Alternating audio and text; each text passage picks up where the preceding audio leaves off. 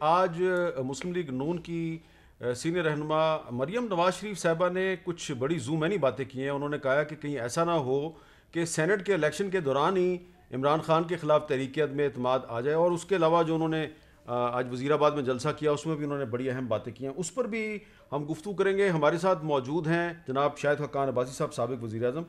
शाहिद हक्कान अब्बासी साहब, जो मरियम साहबा ने बात किया उस पर तो हम आपसे सवाल करेंगे, लेकिन इस वक्त बहुत से जो आपकी पार्टी के लोग हैं और ख़ास तौर पर जो बड़े पुराने सपोर्टर हैं मुस्लिम लीग नून के, उनके लिए बड़ा सरप्राइज़ है कि राजा जफरुल हक साहब जो कि इस वक्त सेनेट में लीडर ऑफ द अपोजिशन है और मुस्लिम लीग नून के चेयरमैन है, उनको सेनेट का टिकट नहीं दिया गया। इसकी क्या वजह है? ये पार्टी का फैसला है और राजा साहब खुद भी अपने सेहत की वजह से, एज की वजह से, उनका भी ख्याल था कि 30 साल हो गए सेनेट में उनको, तो उनका भी ख्याल था कि अब वो कंसंट्रेट करें अपने दूसरे जो उनके पास ओहदे हैं। मोतबर इस्लामी में हैं, पार्टी के चेयरमैन हैं, तो इस हवाले से ये फैसला किया गया। चलें, अगर ये उनकी अपनी ख्वाहिश है। जी, उनकी रजामंदी के साथ ये फैसला हुआ है। अच्छा, उनकी रजामंदी से हुआ है। अच्छा, आप जरा सुने कि आज मरियम नवाज शरीफ साहबा ने एक बात कही है, वो क्या कह रही हैं? मैं हालात देख रही हूँ, ये ना हो कि सेनेट इलेक्शंस के दौरान ही अदम एतमाद हो जाए। सुबह टिकट देते हैं, शाम को वापस लेते हैं, अगले दिन फिर एक अदम एतमाद अपनी जानिब से आ जाती है, अपनी जमात की जानिब से आ जाती है। लोग रो पड़े हैं, मतलब अपनी जमात रो पड़ी है। अच्छा चलें, उनकी जमात तो रो रही है, रो पड़ी है, लेकिन ये क्या बात है कि सेनेट के इलेक्शन के दौरान ही अदम एतमाद आ जाए, ये कैसे होगा? नहीं, उन्होंने जो, मैंने ये बात सुनी नहीं, अभी आपके प्रोग्राम पे सुनी है। वो जो कह रही है कि आपकी अपनी जमात के लोग ही आप पर अदम एतमाद कर रहे हैं जी, कि वो आपके सेनेट के उम्मीदवारों को कबूल नहीं कर रहे जी, और आपने जो वादे किए थे उनको तो आप टिकट दे भी नहीं पाए, और जो टिकट आपने दिए हैं वो भी उनको जमात कबूल नहीं कर रही, तो जमात ही अदम एतमाद कर रही है वज़ीर आज़म साहब पर। अच्छा, ये जो एक तासुर था कि पंजाब असम्बली में जो पीटीआई के कुछ अरकान हैं वो कुछ वज़ीर आला पंजाब पे अदम एतमाद का इजहार कर रहे हैं, पार्टी से नाखुश हैं, तो गड़बड़ शुरू हो चुकी है पंजाब में। इसका ताल्लुक उस बात से नहीं है? नहीं, मेरा नहीं ख्याल। जिस कॉन्टेक्स्ट में मैंने सुना है, जिस पैरा में बात की गई, वो यही है कि पार्टी के उम्मीदवार तब्दील किए जा रहे हैं, कि पार्टी के वर्कर अदम एतमाद कर रहा है वज़ीर आज़म के फैसलों पर। अच्छा, अब ये बताइए कि यूसुफ रज़ा गिलानी साहब जो हैं उनको पीडीएम ने अपना एक मुश्तरका उम्मीदवार बना दिया इस्लामाबाद से। क्या ये मुश्तरका हिकमत अमली सिर्फ इस्लामाबाद तक महदूद है या कहीं और भी है? नहीं, ये सब उन सीटों पर है जहाँ पर मुमकिन ये बातें हैं। तो इस्लामाबाद में बात मुमकिन थी कि हम सारे अपने वोट इकट्ठे करें तो कामयाबी यहाँ पर इंशाल्लाह हो सकती है। इसी तरह केपी के अंदर भी जब पीडीएम की जमातें अपने वोट्स इकट्ठे करेंगी तो वो इतनी तादाद में हैं कि वहाँ 4 सीटों तक बात पहुँच सकती है। 4 सीटें आप खैबर पख्तूनख्वा से निकाल लेंगे जी। तो ये सरप्राइज है?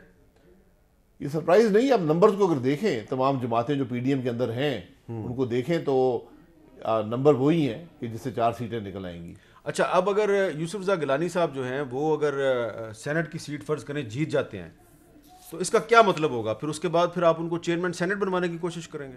नहीं, वो तो बाद की बात है। चेयरमैन सेनेट ये नंबर्स हैं या नहीं हैं, लेकिन यकीनन वो एक बहुत मजबूत उम्मीदवार हैं इस सीट पर, क्योंकि 40 साल का सियासी उनका सफ़र है।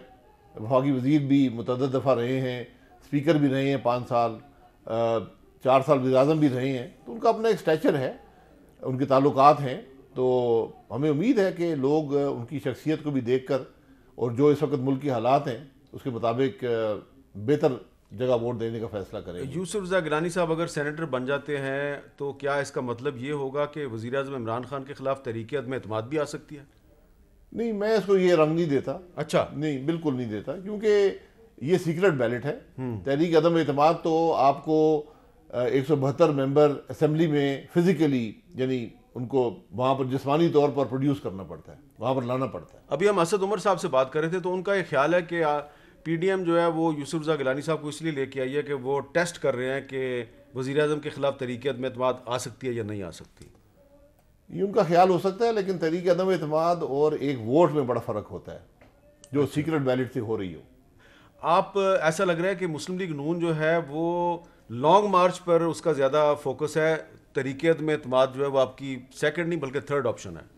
नहीं, लॉन्ग मार्च तो अनाउंस कर दिया गया है। हाँ, अब इस पर भी बहस हो जाएगी पीडीएम के अंदर कि हमने तहरीक अदम एतमाद करना है, इस्तीफे देने हैं, कब देने हैं, कैसे देने हैं, ये सब बातें वहाँ पर डिसाइड होंगी।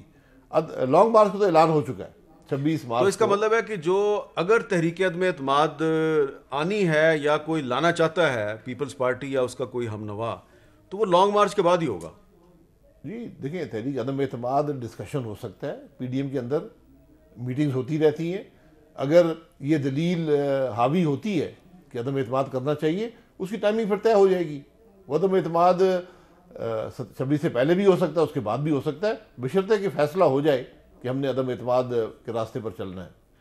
तो अप्रैल में तो आ जाएगा रमज़ान अल मुबारक, तो अगर आप लॉन्ग मार्च करना चाह रहे हैं तो क्या उसके बाद धरना भी देंगे, और अगर धरना देंगे तो कितने अरसे के लिए देंगे? देखिए, लॉन्ग मार्च की क्या शक्ल होगी ये भी पीडीएम ने डिसाइड करना है। जिस दिन इब्तदा है वो डिसाइड कर दिया गया है। धरना देना है या नहीं देना, कितना अरसा देना है, कहाँ देना है, ये सब चीज़ें अब तय होंगी। अच्छा शाहिद हकान भाई साहब, जो मुस्लिम लीग नून की तरफ से जो जनरल सीट इस्लामाबाद की है उसके लिए जिन लोगों ने कागजात जमा करवाए हैं उसमें डॉक्टर तारिक फजल चौधरी साहब भी हैं, सरदार यकूब नासिर साहब भी हैं, और साथ ही साथ आप यूसुफ रज़ा गिलानी साहब को भी सपोर्ट कर रहे हैं, और एक नशस्त पे जो राहिला मक्सी साहबा ने भी कागज़ जमा करा दिए हैं। उम्मीदवार आपके बहुत ज़्यादा नहीं होंगे? नहीं, जो उम्मीदवार जमात के हैं हमने सपोर्ट किया है पीडीएम के उम्मीदवार को। कवरिंग कैंडिडेट के तौर पर डॉक्टर तारिक साहब का नाम दिया गया है। अच्छा, कि अगर किसी वजह से कागज़ एक्सेप्ट नहीं होते, ये आम तौर पे किया जाता है इलेक्शंस के अंदर, तो फिर वो उम्मीदवार होंगे। तो डॉक्टर रहीला मक्सी साहबा जो हैं वो उन्होंने शायद कागज़ आज़ाद जमा कराए होंगे, उनका हमारी तरफ से पार्टी से कोई ताल्लुक नहीं, पार्टी की तरफ से उम्मीदवार नहीं है। वैसे तो वो आपकी पार्टी के टिकट पर सेनेटर मुंतखब हुई थी, लेकिन जो सादिक संजरानी साहब के खिलाफ जो तरीक़त में एतमाद आई थी तो उसमें शायद उनका जो किरदार था वो आपकी तवक्कुआत के मुताबिक नहीं था। देखिए, जो मुसद्दका बात है वो तो अल्लाह ही बेहतर जानता है कि हकीकत क्या है, क्योंकि सीक्रेट बैलेट था। लेकिन यकीनन उनका वो रोल अपोजिशन में नहीं रहा जो हमें तवक्को थी। तो बहरहाल वो पार्टी की सेनेटर रही है 6 साल, इसमें कोई शुबा नहीं। तो अगर उन्होंने कागजात जमा करवाए तो आज़ाद हैसियत में करवाए? जी, वो आज़ाद हैसियत में। अच्छा, अब ये ख्वातीन सीट पर हमने अपनी 2 ख्वातीन को कागज़ जमा करवाए हैं, तो उनमें रहीला मक्सी शामिल नहीं, उनका नाम शामिल नहीं। अच्छा शाहिद हकान भाई साहब, ये बताइए ना कि अब जो पंजाब असम्बली में कुछ जो नाराज़ अरकान है पीटीआई के, वो बड़ी बातें कर रहे हैं। कुछ दिन पहले हमारी भी उनसे बात हुई थी। 2-3 मुख्तलिफ ग्रुप हैं, उनमें से किसी के साथ रब्ता है आपका? नहीं, मुझे किसी राब्ते का इल्म नहीं है, लेकिन जब इलेक्शन कैंपेन चलेगी, ये इलेक्शन कैंपेन है। अच्छा, ये असेंबली का इजलास नहीं होता। जिस दिन कौमी या सूबाई असेंबली में वोटिंग होती है सेनेट की, उस दिन वो असेंबली का इजलास नहीं होता, वो इलेक्शन कमीशन का पोलिंग स्टेशन होता है। अच्छा, तो वो इलेक्शन कमीशन के मातहत होता है। तो इलेक्शन का माहौल जब चलता है, फिर हर एक से बात की जाती है, वोट हर एक से मांगा जाता है। हम इलेक्शन लड़ते हैं, अपने बदतरीन मुखालिफ के पास ही जाते हैं, उसको कायल करने की कोशिश करते हैं। अब ये बताएं कि जो पीडीएम का लॉन्ग मार्च है वो तो 26 मार्च को होगा, लेकिन आप देखें कि रोज़ाना इस्लामाबाद में कोई ना कोई यहाँ पे धरना हो रहा है, मार्च हो रहा है। अब ये जो प्राइवेटाइजेशन के मुखालफिन हैं मुख्तलिफ सरकारी इदारों के, वो उनका भी हो रहा है, इस्लामाबाद में मुजाहरा हो रहा है। ये सारे, मैंने आपसे पहले भी, आपको याद होगा मैंने आपसे पहले भी ये सवाल किया था, हुकूमत एक पार्टी जो है उसके साथ बात करती है, एक इदारे के लोगों से बात करती है, मामला तय होता है, दूसरे आ जाता है, फिर तीसरा आ जाता है। फ़र्ज़ करें कि ये हुकूमत चली जाती है, तो क्या ये सिलसिला बाद में भी जारी रहेगा? जारी नहीं रहेगा। हमारी हुकूमत आपके सामने है, ऐसे मामलात होते थे, उनको मैनेज किया जाता है। आप बात करते हैं, हकायक उनके सामने रखते हैं। इस हुकूमत का सबसे बड़ा मसला ये है कि यहाँ कोई बात करने वाला नहीं है। यहाँ पर कोई वजीर अपने महकमे की बात नहीं करता, वो दूसरों की बातें करता रहता है। अब साइंस एंड टेक्नोलॉजी के वजीर आपके पास भी अक्सर आते हैं, वो पाकिस्तान के हर मसले पर बात कर सकते हैं और करते हैं। तो अब ये प्राइवेटाइजेशन का इशू है, जो आज लोग आए हैं ISO की प्राइवेटाइजेशन का, तो आपको सबसे पहले अफसरान को उस महकमे के, उन जो मुलाजमीन हैं, उनको एतमाद में लेना पड़ता है कि हम प्राइवेटाइजेशन करने जा रहे हैं, क्यों करने जा रहे हैं, उसके आप पर क्या असरात होंगे, आपको कैसे प्रोटेक्शन मिलेगा, उसके बाद आप आगे जाते हैं। जब आप इब्हाम पैदा कर देंगे किसी मामले में, फिर वही होता है जो आज हो रहा है कि आज हज़ारों की तादाद में वो लोग जिनको अपने काम पर होना चाहिए था, बिजली के महकमे के लोग हैं, 24 घंटे का काम है, वो आज सड़क पर बैठे हैं, इंतज़ार कर रहे हैं कि हुकूमत का कोई शख्स आए में बताए कि आप हमारे साथ क्या करना चाहते हैं। अगर आपकी हुकूमत दोबारा आती है या पीडीएम की हुकूमत आती है तो ये जो इदारे मुनाफे में चल रहे हैं, आप इनकी प्राइवेटाइजेशन रोक देंगे? नहीं, प्राइवेटाइजेशन रोकने की बात नहीं होती, प्राइवेटाइजेशन को मैनेज किया जाता है। अच्छा। सबसे पहले मुलाजमीन के हकूक़ का तहफ़्फ़ुज़ लाजिम होता है आप पर। हमारे मुल्क में कोई सोशल नेट नहीं है। दूसरे मुल्कों में जब प्राइवेटाइजेशन होती है लोगों को निकाल दिया जाता है, यहाँ पर ये मुमकिन नहीं है। तो सबसे पहले PTCL की प्राइवेटाइजेशन हुई, मुलाजमीन को प्रोटेक्ट किया बड़ी हद तक। इस तरह जिस इदारे की प्राइवेटाइजेशन हुई है मुलाजमीन को प्रोटेक्ट किया गया है।